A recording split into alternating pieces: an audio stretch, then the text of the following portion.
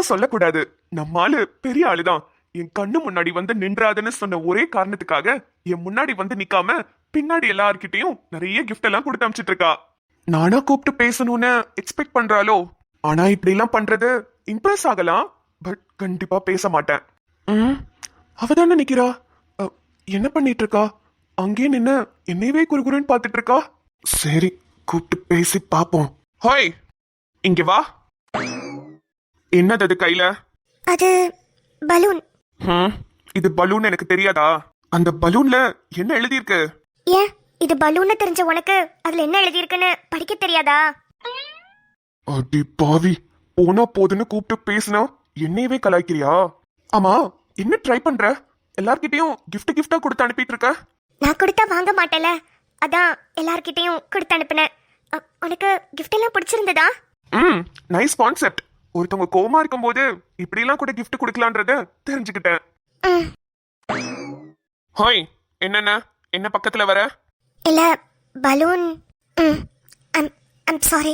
பலூனை வேணா ஏத்துக்கிறேன், ஆனா உன் சாரிய கண்டிப்பா ஏத்துக்கவே மாட்டேன். இன்னும் கோவம் போலையா? எப்படி போகும்? எப்படி போகும்? நீ எப்படி வேணாலும் என்ன பிராங்க் பண்ணியிருந்தா கூட எனக்கு மனசு ஆறி இருக்கும். ஆனா கொஞ்சம் கூட மனசாச்சே இல்லாம என்னை எப்படி கதற விட்ட? எனக்கு எப்படி இருந்துச்சு தெரியுமா? அதுவும் அந்த வாய்ஸ் நோட்ல நீ அழுதுட்டே பேசினத என்னால இப்ப கூட மறக்க முடியல. நீ என்ன சொன்னாலும் சரி, என் மனசு சமாதானமே ஆகாது. மச்சான், ஐம் சாரிடா. நான் எதுக்காக அப்படி பண்ணேன்னு கூட எனக்கு தெரியல. திடீர்னு அப்படி முடிவெடுத்துதான்டா பண்ணேன். அம்மாவும் என்ன ரொம்ப திட்டினாங்க. அம்மா சொன்னதுக்கு அப்புறம் தான் இந்த விஷயத்துல இவ்ளோ சீரியஸ்னஸ் இருக்குன்றது எனக்கு தெரிஞ்சிருச்சு. ஏண்டி, நீ என்ன சின்ன குழந்தையா உன்கிட்ட வந்து ஒன்னொன்னா சொல்லி கொடுக்கறதுக்கு? நீ இப்படி யோசிச்சு பாரு, ஒருவேளை நான் இந்த விஷயத்த பண்ணிருந்தா நீ என்ன பண்ணிருப்ப? சத்தியமா நொறுங்கி போயிருப்பேன்டா. அதே தானே எனக்கும். என்ன பத்தி நீ யோசிக்கவே இல்லல? மச்சான், அப்படி இல்லடா. நான் தான் சொல்றேன்ல, ஏதோ ஒரு வேகத்துல அப்படி பண்ணிட்டேன்டா. ஏற்கனவே எங்க அப்பா வரேன்னு ரொம்ப திட்டிட்டு இருந்தாருடா. அந்த கோவத்துல தான் நான் உள்ள போனேன். உள்ள போய் கதவை சாத்திக்கிட்டு அப்படியே உட்கார்ந்துருந்தப்பதான் நாளைக்கு உன் பர்த்டேன்றது எனக்கு ஞாபகம் வந்துச்சு. அப்படி அப்படியே டக்குன்னு பிளான போட்டு அப்படியே பண்ணதுதான்டா. நான் சத்தியமா யோசிக்கவே இல்லடா. யோசிக்கல, அதுதான் சொல்றேன். நீ என்ன பத்தி யோசிக்கல. என்ன பத்தி ஒரு நிமிஷம் யோசிச்சிருந்தனா இத நீ பண்ணிருக்கவே மாட்ட. இப்ப நினைச்சா கூட எனக்கு அவ்வளவு கோவமா வருதுடி. இவ்வளவு கிஃப்ட் நீ கொடுத்த அப்ப கூட எனக்கு உன்கிட்ட வந்து பேசணும்னே தோணல.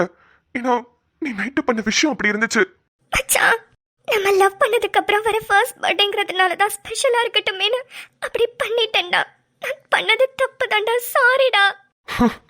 நம்ம லவ் பண்றதுக்கு அப்புறம் வர ஃபர்ஸ்ட் பர்த்டே ஸ்பெஷலா இருக்கட்டும்னு நினைச்ச நீ வாழ்க்கையிலே மறக்க முடியாத பர்த்டேவா மாத்திட்ட. நீ சொன்னியே நைட்டு 12 மணிக்கு முதல்ல உன்னை நான் தான் பார்க்கணும், அதுக்காக தான் இப்படி எல்லாம் சொல்லி நான் வர வச்சேன்னு சொன்னியே. சத்தியமா ஒன்னு சொல்லட்டா, நைட்டு 12 மணிக்கு உன்னை முதல்ல நான் தான் பார்க்கணும்னு நான் நிறைய பிளான் எல்லாம் வச்சிருந்தேன்டி. நீ என்ன பார்க்கலனா கூட பரவாயில்ல, ஆனா நீ தூங்கும் போதாது உன்னை வந்து பார்க்கணும்னு நினைச்சேன். ஆனா நீ எப்படி என்ன வர வச்ச? இன்னமும் அந்த நொடியெல்லாம் நினைக்கும் போதே என் கை நடுங்குது. இல்லடா, நீ என்ன சொன்னாலும் சரி, என் மனசு ஆறாது. என் ஃபீலிங்ஸோட விளாண்ட உன்ன சத்தியமா நான் மன்னிக்கவே மாட்டேன்டி. இந்தா உன் சாரிய நீயே வச்சுக்கோ. டேய் மச்சான், மன்னிக்கவே மாட்டியாடா? தெரியாம தப்பு பண்ணிட்டேன்டா. எத்தனை வாட்டி சாரி கேட்டேன், அப்பவும் நீ மன்னிக்கலையா? இப்ப நான் என்ன பண்ணட்டும்? இதுக்கப்புறம் என்னாலலாம் ஒண்ணும் பண்ண முடியாது. அவனே பேசுற வரைக்கும் வெயிட் பண்ணுவோம், அவ்வளவுதான். நான் என்ன பண்ண முடியும்? நிம்மதி, அப்படி மட்டும் நினைக்காத.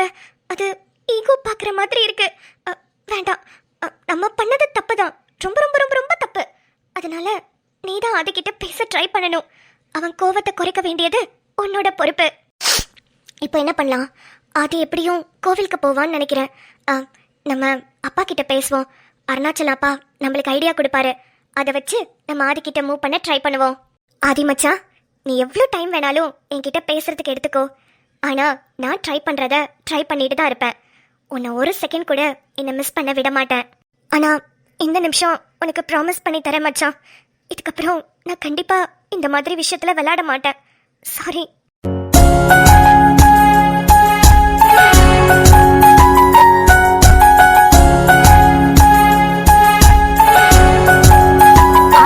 இன்னைக்கு உன் பிறந்த நாளுக்காக ஸ்பெஷலா ஐயர் கிட்ட சொல்லி பூஜை பண்ண சொல்லியிருக்கேன்பா. இன்னைக்கு நல்ல தரிசனம், நம்மளுக்காக மட்டும்தான் பூஜை பண்றேன்னு ஐயரே சொல்லிருக்காரு. மா எதுக்குமா ஸ்பெஷலாலாம்? எப்போதும் போல சாமி கும்பிட்டுட்டு போறது தானே, அதுக்கு எதுக்கு ஸ்பெஷல் பூஜைலாம்? டேய், இன்னைக்கு என் பிள்ளையோட பிறந்த நாள்ரா, அது என்னைக்குமே எனக்கு ஸ்பெஷல் தானே. ஆமாண்டா அதிபையா, எல்லா வருஷம் பிறந்த நாளைக்கும் உனக்கு கோவில்ல ஸ்பெஷல் பூஜை சொல்லிருவா. அது மட்டும் இல்ல, வருஷம் வருஷம் உன் பிறந்த நாள் அன்னைக்கு உனக்கு என்ன பிடிக்குதோ அதை உன்கிட்ட கேப்பா. நீ என்ன கேட்டாலும் சரி, அது எந்த மலையில இருந்தாலும் வாங்கி தந்துருவா. இல்ல கனி? ஆமா, என் பிள்ளையோட சந்தோஷம் தானே எனக்கு முக்கியம். பூஜையெல்லாம் முடிச்சிட்டு நானே அவன் கிட்ட கேட்கலான்னு இருந்தேன். ஆமா, இது வரைக்கும் எந்த வருஷத்துலயும் ஆதி அவன் பிறந்த நாளைக்கு இது வேணும்னு கேட்டு அவ கொடுக்காம இருந்ததே இல்ல. அவ்வளோ நல்ல அம்மா இல்லம்மா? சரி சரி, பில்டப் விட்டதெல்லாம் போதும், சாமி கும்பிடுவோம். டேய் ஆதிபையா, என்னப்பா? இதாண்டா அவனே நல்ல சான்ஸ். சாமி கும்பிட்டு முடிச்சதுக்கு அப்புறமா உங்க அம்மா உன்கிட்ட வந்து இந்த வருஷம் உன் பிறந்த நாளைக்கு என்ன வேணும், நீ எதுக்காக ஆசைப்படுறேன்னு கேப்பா. இதுதான் சாக்குன்னு எனக்கு நிம்மதிதான் வேணும், அவ்வளவுதான் எனக்கு பிடிச்சிருக்குன்னு பட்டுன்னு போட்டு உடைச்சிரு. அப்பா என்னடா கொப்பா, ஏன் சொல்ல மாட்டியா? அப்ப அந்த புள்ள உனக்கு வேணாமா? அப்பா வேணும் தான், அதுக்குன்னு அம்மா கிட்ட எப்படி பட்டுன்னு சொல்ல சொல்றீங்க? அம்மா அவ்வளவுதான்ப்பா. என்ன உங்க அம்மா தலையை அறுத்துருவாளா? அப்படியே அறுத்தாலும் லவ்வுக்காக தானே இருக்கிறா, வாங்கிக்கோ பா. டே நல்ல சான்ஸ் அது. உங்க அம்மா கேட்கும் போதே யூஸ் பண்ணிக்க. அப்புறமா வந்துட்டு ஐயோ அம்மா ஒத்துக்க மாட்டேங்கிறாங்க, ஐயோ அம்மாக்கு பிடிக்கல நீனா என்னால ஒண்ணும் பண்ண முடியாது சொல்லிட்டேன். அப்பாக்கும் பையனுக்கும் எப்ப பாரு பேச்சுதானா? கோயில்ல வந்து கூட அமைதியா இருக்க மாட்டீங்க. அமைதியா இருங்க. வாங்கோ வாங்கோ வாங்கோ. சாமி வாங்கம்மா, வாங்க வாங்க. கொஞ்சம் லேட் ஆயி போச்சு. ஒன்னும் இல்லங்கம்மா, உங்களோட ஸ்பெஷல் பூஜைக்கு முன்னாடி வேற ஒருத்தவங்க ஸ்பெஷல் பூஜை சொல்லியிருந்தாங்க, அதுக்காக தான் ஏற்பாடு பண்ணிட்டு இருந்தேன். ஓ அப்படிங்களா சாமி, சரி சரி. எங்க அவங்க? இங்கதானே இருந்தாங்க. அம்மாடி வாங்க வாங்க, உங்களை தான் தேடிட்டு இருந்தேன். உங்க பூஜைக்கு ஏற்பாடு பண்ணியாச்சு. யாரு? ஐயரே,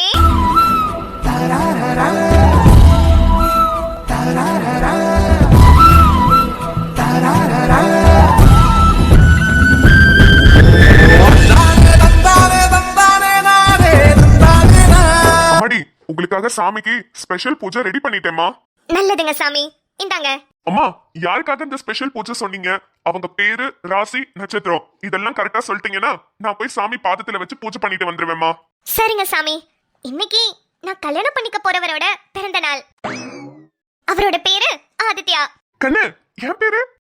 சாரி சாரி சாரி, அவரோட பேரு ஆதித்யா அருணாச்சலம். இப்பதான் கெத்தா இருக்கு. கன்னி ராசி, கார்த்திகை நட்சத்திரம். சரிங்கம்மா, ரொம்ப ரொம்ப நல்ல ராசி, நல்ல நட்சத்திரம். கண்டிப்பா அதுக்கான ஸ்பெஷல் பூஜையை இப்பவே ஆரம்பிச்சிடுறேன். ஆஹா, என் மருமவதான் எம்பிட்டு அழகா என் பையனோட ராசி நட்சத்திரத்தெல்லாம் சொல்றா.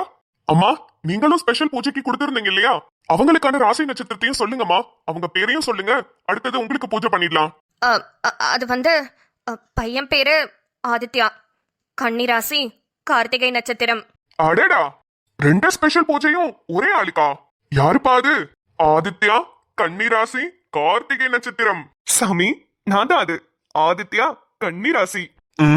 கன்னிராசியுள்ள வண்டானா காதல் கலையில் வல்ல வண்டா. ஐயா என் பையனுக்கு தான் இன்னைக்கு பிறந்த நாள், அவனுக்காக ரெண்டு ஸ்பெஷல் பூஜை வந்திருக்கல, சேர்த்து ஒரே பூஜையை கலக்கிருங்க. சந்தோஷங்க, நான் சாமி பாதத்துல வச்சு பூஜை பண்ணி எடுத்துட்டு வரேன். எனக்கு முன்னாடியே இதே கோவில்ல இவ எப்படி ஸ்பெஷல் பூஜைக்கு பேரு கொடுத்தா? ஏய் அத்தை, என்ன அப்படி கூப்பிடாதன்னு உன்கிட்ட பல வாட்டி சொல்லிட்டேன். எதுக்குடி என் பையனுக்கு நீ ஸ்பெஷல் பூஜை பண்ணிட்டு இருக்க? இது என்னங்கட்ட அநியாயமா இருக்கு. உங்க பையனுக்காக நீங்க ஸ்பெஷல் பூஜை அரேஞ்ச் பண்ணிருக்கீங்க, அதே மாதிரி நான் கல்யாணம் பண்ணிக்க போறவனுக்கு நான் ஸ்பெஷல் பூஜை அரேஞ்ச் பண்ண கூடாதா? அதானே. கூடாதுடி, நீ எதுக்கு ஸ்பெஷல் பூஜை அரேஞ்ச் பண்ணணும்? நீ என்னமோ சொல்லிட்டு திரியற உன்னை கல்யாணம் பண்ணிக்க போறேன்னு. ஆனா என் பையன் என்ன மீறி உன்னை கல்யாணம் பண்ணிக்க மாட்டான். அப்படியா?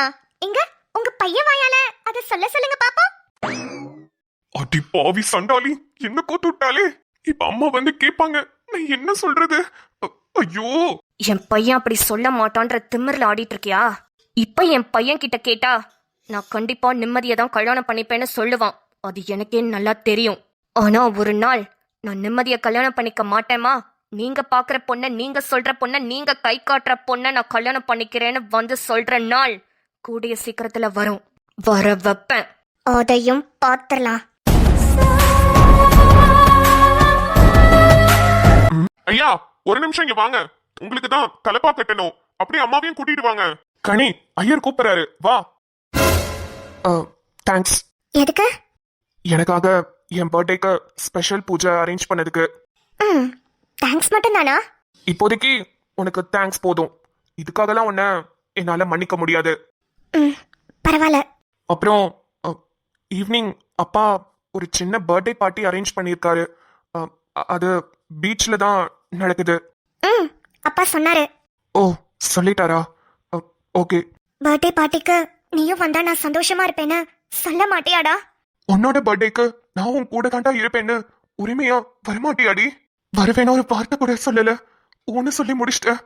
நீ வருவியா வரமாட்டியா? நீ என்ன